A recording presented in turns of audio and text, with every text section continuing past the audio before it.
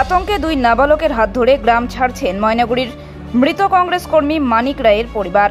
ঘটনাস্থলে প্রদেশ কংগ্রেস সদস্য। কংগ্রেস কর্মী মানিক রায়কে পিটিয়ে মারার ঘটনার পর থমথমে এলাকা। গ্রামে বসেছে পুলিশ পিকেট।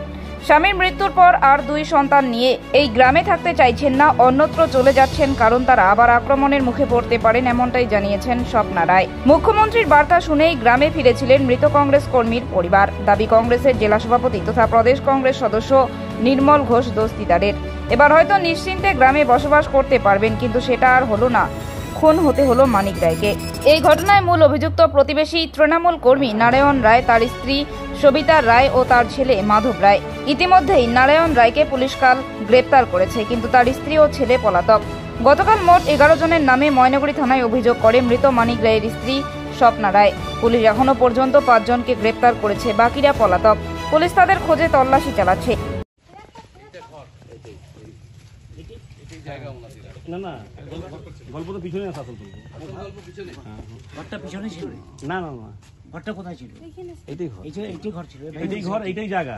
পিছনে হচ্ছে হলো পাথর বালুর হচ্ছে খাজানা। এটা তুলতে গেলে পরে এই জায়গাটা লাগে।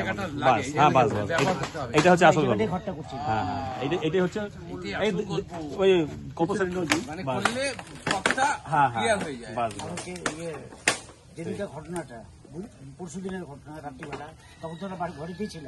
হ্যাঁ, আমরা ঘরেতে ছিলাম। আমাকে ডাক দিতেছে, আমরা শুনতে দেয়নি। বিকেলবেলা আমাদের এখানে পুলিশ নামা ছিল।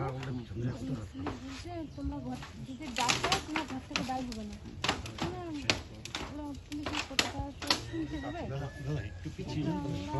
9টার সময় আসলো ছেলেগুলো, আইসা মানিকগুলো ডাকতেছে।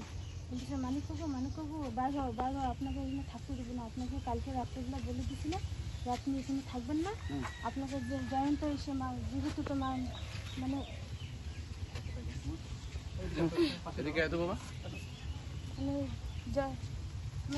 বাজে কথা বলছে, বাজে কথা মানে ওকে জীবিত মারি ফেলবে এই কথা বলছে। বলছে তুমি যে এখানে থাকো তাহলে তোমাকে মাইরে ফেলবো, তোমাকে আমি থাকতেই দেবো না। তোমাকে বলছি না এখান থেকে চলে যাও। আমি বলতেছি আমাদের জায়গা আমি আসছি, আমি তো কেউ জায়গায় যাই নাই। আমার জায়গা, আমার বাড়িঘর এখানে ছিল। 5 বছর আগে যে ঘটনাগুলো হয়েছিল তোমরা তো সব কিছু করছো। তোমাদের বাড়িঘর ভাঙার অন্যায় অত্যাচারে তো আমরা এখান থেকে চলে গেছি।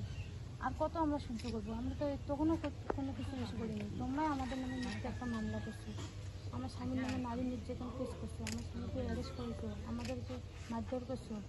তারপরে আমাদেরকে মারধর করে আমাদেরকে জেলে ডুবে, তারপরে আমরা বাপের বাড়ি গেছি। আমি আটগুলো ওরা ঘর বাড়ি। বাবার বাড়ি কোথায়? বাপের বাড়ি আজাহার। কোথায়? আজাহার।